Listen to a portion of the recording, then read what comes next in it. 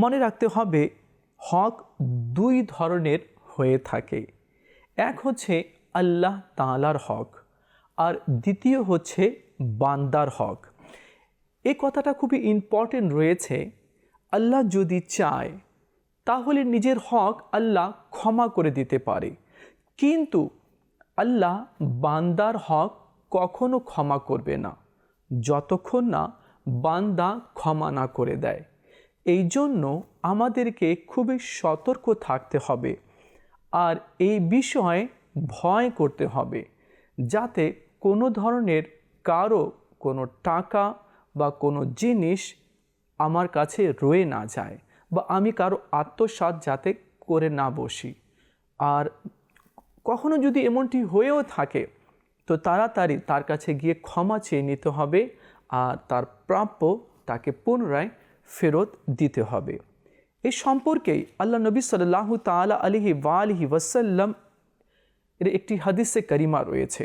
নবী করিম রউফুর রহিম সাল্লাল্লাহু তাআলা আলাইহি ওয়াসাল্লাম সাহাবা কেরামকে ইরশাদ করলেন, তোমরা কি জানো যে নিঃস্বকে, গরিবকে?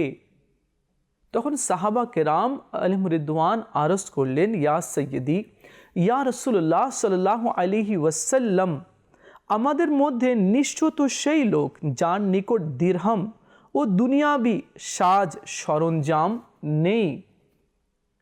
আমাদের মতে তারাই নিঃস্ব রয়েছে। আল্লাহ নবী সাল্লাল্লাহু আলাইহি ওয়াসাল্লাম ইরশাদ করলেন, আমার উম্মতের মধ্যে একেবারে নিঃস্ব সেই ব্যক্তি যে কিয়ামতের দিন নামাজ, রোজা, হজ, যাকাত নিয়ে আসবে, কিন্তু পাশাপাশি কাউকে গালি দিয়ে থাকবে, কাউকে অপবাদ দিয়ে থাকবে, কারো মাল আত্মসাৎ করে থাকবে, কাউকে কষ্ট দিয়ে থাকবে। যখন কিয়ামতের দিনে সেই সব ব্যক্তিরা তাকে দেখবে, তখন আল্লাহ তাআলার দরবারে আরজ করবে, মওলা, এই ব্যক্তি দুনিয়াতে আমার মাল আত্মসাৎ করেছে, আমাকে কষ্ট দিয়েছে, আমাকে অপমান করেছে, আমাকে আঘাত করেছে।